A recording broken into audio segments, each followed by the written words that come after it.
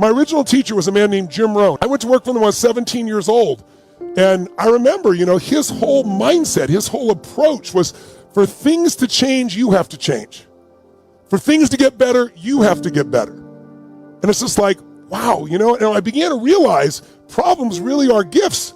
In fact, if you look at a great movie, a great story, any great story, imagine someone, here's their story of their life. You watch a movie, you read a book, here's the story. At the beginning of the story, the main character is like really happy. She or he is really healthy. They have incredibly passionate, loving relationships. They have a great family. They love their career. They're financially free. They're spiritually alive. That's how it starts. And then about a third of the way through the story, the person's really happy. They're really healthy. They have a great family. Their finances are great. Their career is great. They feel spiritually and physically alive. And you get to the last portion of the book, and they're really healthy, and they're really happy, and they have great relationships and great finances, and everything's perfect. Who's going to go to that movie? Nobody, right? Because what makes us alive, what makes us grow, is facing a challenge. My teacher, Jim Rohn, said something to me when I was 17. I'm 60, and I've never forgotten it. He said, Tony, what you get will never make you happy. Who you become will make you really happy or really sad. And I found that to be totally true. Now, the thing that happens, though, if we want to be able to really take control of our meaning is we got to pay attention to our emotions. So in your notes, write down emotions. Under emotions, in fact, you might want to write the word negative emotions. Negative emotions. Negative emotions. And then as soon as you write it down, cross it out. The word negative, anyway. What are some of your negative emotions? Tell me what they are. Fear, what else? Pardon me? Hate, what else? Anger, what else? Guilt, what else? Worry, what else? Upset, guilt, what else? Frustration. I got a question for you. Are they really negative? I'm here to tell you there's no way they're negative. Every emotion you've ever had in your life serves a purpose. The problem, the reason it's negative is you've been calling it negative instead of getting the message it's been trying to give you. Every emotion you have, including those you think of as negative, those ones you call negative emotions, I call them emotional messages. I also call them calls to action. All those negative emotions, as you used to label them, are really a call to action. Fear is a call to action. By the way, do you feel that call to action in your body when you're afraid? Yes or no? Does your adrenaline start pumping? Your whole system start gearing up? Emotions are a call to action. And the call to action says one of two things has to happen in that call to action. It's a message. Every emotion is a message. A call to action. And the action of the message it's trying to give you is that you need to change either, number one, your perception of this, or number two, your current actions. Every negative emotion you've ever felt is not negative. Now, you may be overusing them, I'll agree with you. You may be indulging in them, I agree with you. You may not be getting the message from them. What's making it negative is you're not getting the message it's trying to give you. But every emotion, fear, frustration, hate, anger, guilt, all of those emotions are here to serve you if you get quick the message. But what most of us do is we just indulge in the emotion.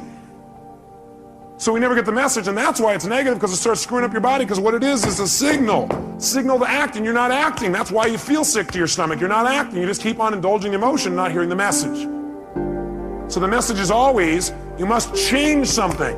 Negative emotions are saying you got to change something. Either change the way you're perceiving this, change the meaning you've linked to this, change your perception, change your focus, or change your actions. Change what you're doing because it isn't working.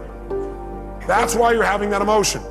Don't make your emotions wrong. Appreciate them. Be grateful for them, but immediately then ask yourself, hey, what's the message that my emotion's trying to give me here?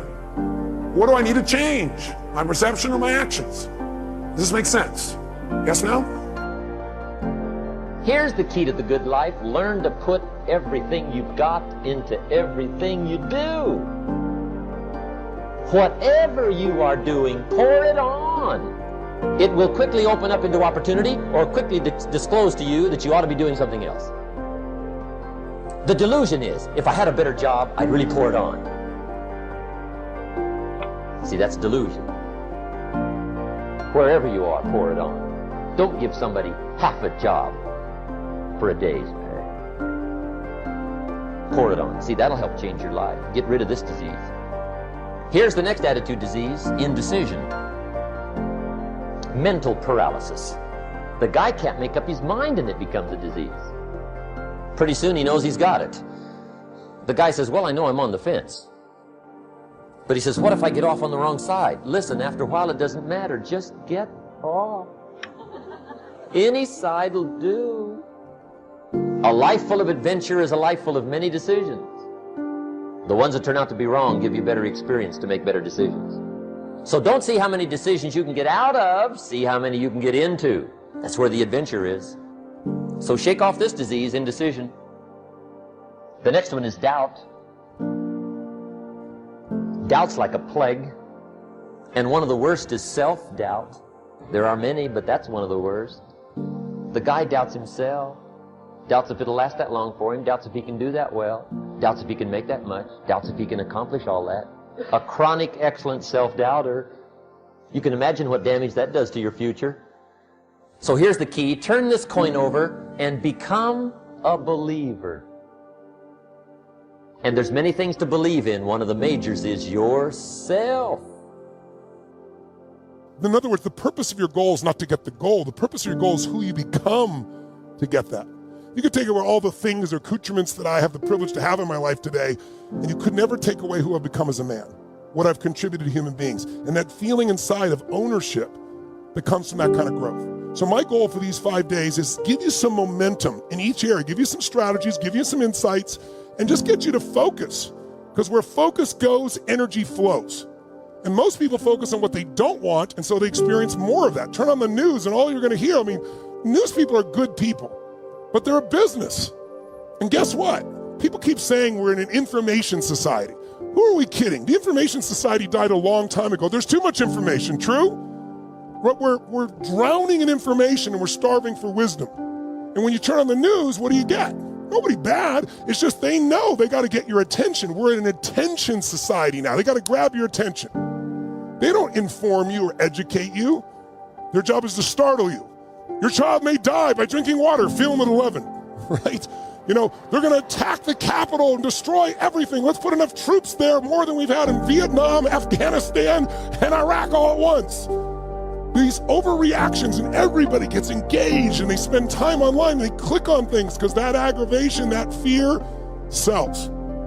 In journalism, there's a phrase, if it bleeds, it leads. So you have to divorce yourself and start guard at the top, at your own brain, stand guard at the door of your own mind. Jim Rohn used to say to me, Tony, he said, listen to me, what happens if your best friend puts sugar in your coffee? Or say better yet, what if your worst enemy puts sugar in your coffee? What's going to happen? I said, you have sweet coffee. He said, what if your family member, your closest friend, somebody you love, by accident, drops one drop of strychnine in your coffee? I said, you'd be dead. He goes, that's right. Life is sugar and strychnine, and watch your coffee. And you got to watch what you put in your brain, right? You got to take control of that process. This is called the timid approach to life. And my caution was always the risk. Risk used to drive me right up the wall. I used to say, what if this happens? It's called the language of the...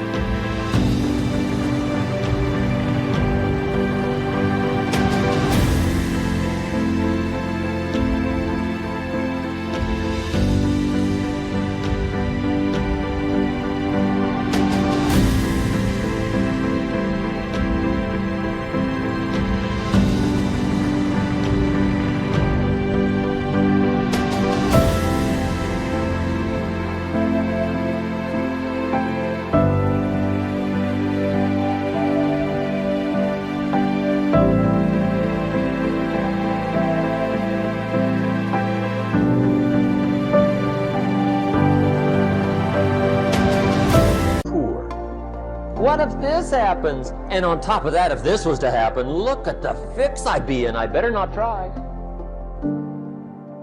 I could always ace myself out. Then I'll tell you what changed my whole life when I finally discovered it's all risky. The minute you were born, it got risky. If you think trying is risky, wait till they hand you the bill for not trying. If you think investing is risky, wait till you get the tab for not investing. See, it's all risky. Getting married is risky. Having children is risky. Going into business is risky. Investing your money is risky. It's all risky. I'll tell you how risky life is. You're not going to get out alive. That's risky. The Englishman says, well, if that's the way it's going to work out, let's give it a go. Right, that's what it's for. Give it a go. Somebody says, yeah, but I'm looking for safety and security. Fine, then huddle in a corner. We'll cover you with a sheet, bring you 3 meals a day. And we'll protect you, feed you, look after you, care for you. We won't let anything happen to you. And you'll probably live to be 100. The guy said, well, yeah, I'd live to be 100. But what a way to live. Right. What a way to live, safe and secure. Don't ask for security. Ask for adventure. Better to live 30 years full of adventure than 100 years safe in the corner.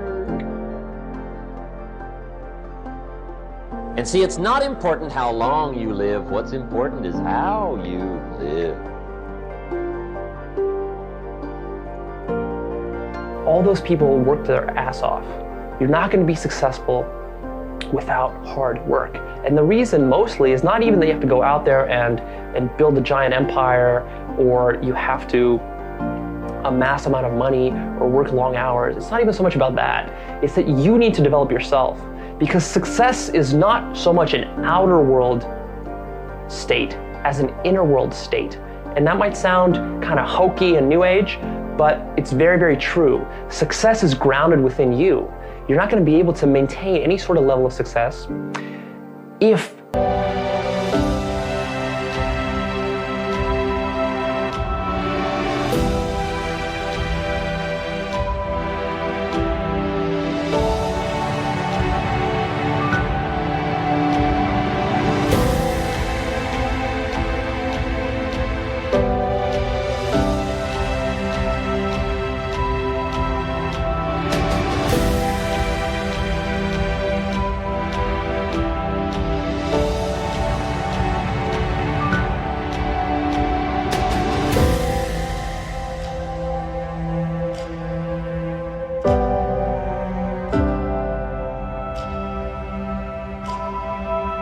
you do not have the psychology to really follow principles, to know how to maintain success, to think strategically, to think long term, to delay gratification, to resist addictions, all of these factors come into play. So you can't expect to start out with tons of people. Some people say to me all the time, well, Brendan, it's so easy for you because you got millions of people on your email list and you have millions of people on Facebook and tens of millions. You have your broad goal, yes. You have your long-term goal, yes. And then you got your short-term goals that lead and are strategically aligned with that long-term goal. You cannot overcome those thoughts because they keep rising up and they've become a habit and it's sort of a pattern. So I don't want you to focus on the thoughts. I want you to focus on taking action, even though you doubt yourself. It's you. And sure, you may have grabbed some little foothold from the podcast or from one of the books, but it isn't me that changes you, it's you.